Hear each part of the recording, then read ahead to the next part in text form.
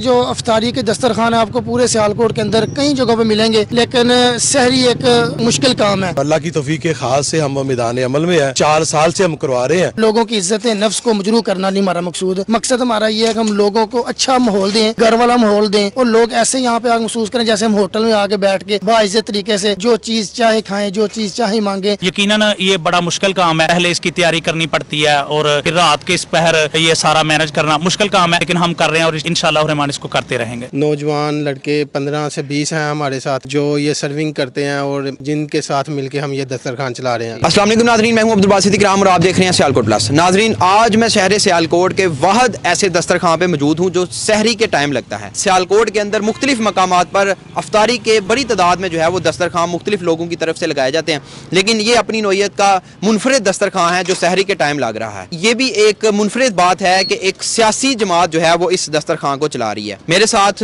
इस दस्तरखान को चलाने वाले रूह रवां पाकिस्तान मरकज़ी मुस्लिम लीग के NA-70 के ओहदेदारान मेरे साथ मौजूद हैं। आइए उनसे बात करते हैं और आपको ये बताते हैं कि क्या मकसद है और क्यों ये इस दस्तरखान को चला रहे हैं। अस्सलाम वालेकुम सर। जी वालेकुम सलाम अब्दुल बासित भाई, आपका शुक्रिया जनाब आपको टाइम देने का। अच्छा सर जी, ये बताएं कि आम तौर पे सियासत जो है वो सिर्फ लफ्जी गोलाबारी से चलती है, आप लोगों को सहरिया करवाना शुरू कर रहे हैं। असल में प्री इलेक्शन जो हमारा जो स्लोगन था, जो नारा था, वो यही था, हमारी जो सियासत है वो खिदमत की सियासत है और अल्लाह की तौफीक के खास से हम मैदान अमल में है और 4 साल से हम करवा रहे हैं।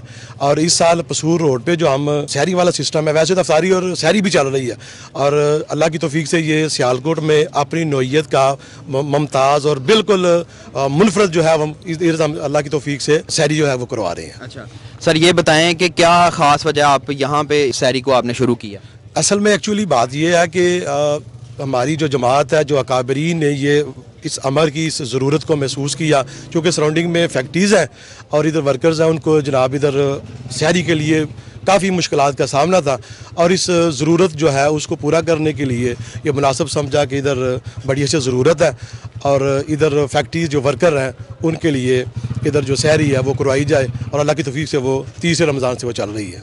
सर, क्या मंशूर है आपका, यानी आपकी सियासी जमात का क्या मंशूर है जो आप इस तरह से काम कर रहे हैं ये सहरी? सियासी मंशूर मैं बात वही रिपीट करूँगा कि हमारा जो स्लोगन था हम उसके ऊपर कारबंद है और अल्लाह की तौफीक से मैदान अमल में है और इंशाल्लाह खड़े हैं और खिदमत के लिए, इंसानियत जो है उसको सिक्योर करने के लिए और लोगों के लिए आसानियाँ और लोगों में खिदमात जो है वो करने के लिए हम अल्लाह की तौफीक से हम बिल्कुल एक्टिव और तैयार हैं। अच्छा सर जी, ये बताएं कि आपको ये सहरी करवाने का, सहरी दस्तरखान सजाने का आइडिया कैसे आया, क्यों आपने ये शुरू किया? पहली बात तो इसका आइडिया हमें अपने जनाब मोहम्मद रसूलुल्लाह सल्लल्लाहु अलैहि वसल्लम से आया कि दीन इस्लाम ने लोगों को खाना खिलाने के ऊपर बड़ी लंबी चौड़ी बात की है।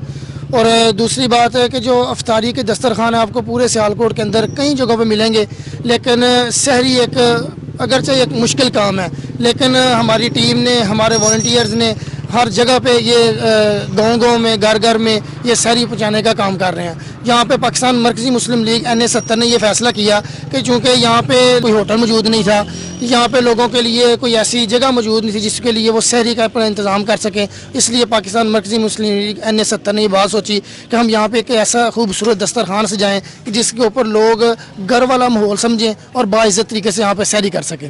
मैं देख रहा हूँ कि आपने बड़ी अच्छे तरीके से जो है वो कुर्सियाँ भी लगाई हुई हैं, कुर्सियाँ सजाई हुई हैं, तो इसके पीछे क्या स्टोरी है और कितने लोग आपके पास यहाँ पे आके रोज़ाना सहरी कर रहे हैं? देखिए, जैसे जो मैंने पहले बात की है कि हमें जो हमारी दीन इस्लाम की तालीम है वो लोगों को एक अच्छा माहौल देने के वाले से है।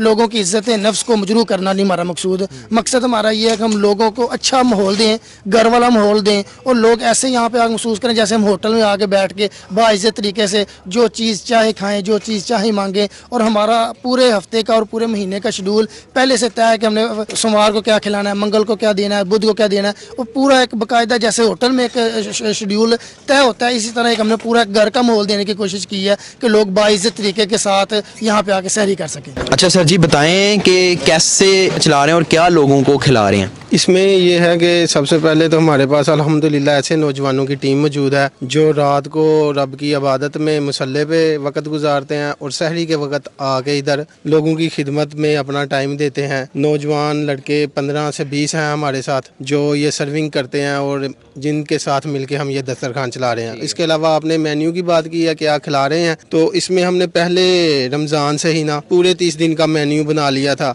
जिसके अंदर सब्जियां हैं, दालें हैं, गोश्त है, आलू अंडे हो गए, दाल गोश्त हो गया, आलू गोश्त हो गया, इसके साथ साथ दालें, चने, सफ़ेद चने, काले चने, राजमा आज बना हुआ था। तो इसके साथ रोज़ ही हम मेन्यू को चेंज करते हैं, रोज़ाना मेन्यू बदल के, ताकि कोई भी खाने वाला ये ना सोचे कि यार रोज़ ही उधर एक ही चीज़ मिल रही है। रोज़ टेस्ट बदल रहे हैं हम अल्हम्दुलिल्लाह। नाज़रीन, अभी हमारे साथ मौजूद हैं हबीबुर रहमान साहब, कोऑर्डिनेटर NA70 पाकिस्तान मरकज़ी मुस्लिम लीग, जिनके ज़ेरे तमाम जिनके ज़ेरे सरपरस्ती जो है ये दस्तरखान सहरी का चल रहा है।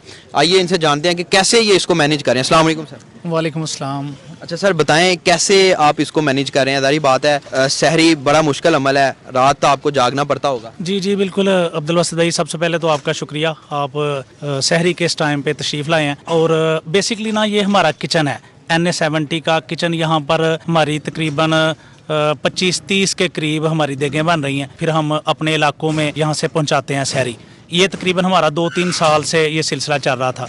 तो अभी हम जिस जगह पे आप इस वक्त मौजूद हैं, यहाँ पे हमें ज़रूरत महसूस हुई कि एक दस्तरखान भी होना चाहिए। वो जो काम हम पहले कर रहे हैं घरों में पहुँचाने वाला, उसके साथ साथ हमने अल्लाह के फजल से ये एक नई प्रैक्टिस थी, नया काम था जो हमने अल्हम्दुलिल्लाह शुरू कर दिया। यकीनन ये बड़ा मुश्किल काम है, पहले इसकी तैयारी करनी पड़ती है और फिर रात के इस पहर ये सारा मैनेज करना मुश्किल काम है, लेकिन हम कर रहे हैं और इंशाअल्लाह रहमान इसको करते रहेंगे। जी तो नाज़रीन, हम मौजूद थे सियालकोट के अंदर। मेरे ख्याल में ये वाहिद दस्तरखान है सहरी का जो चल रहा है, और आपको बताया और उन लोगों से भी बात करवाई जो इस दस्तरखान को चला रहे हैं। सियालकोट के मतलब मज़ीद वीडियोज़ देखने के लिए देखते रहिएगा सियालकोट प्लस। मुझे इजाज़त दीजिए, अस्सलाम वालेकुम।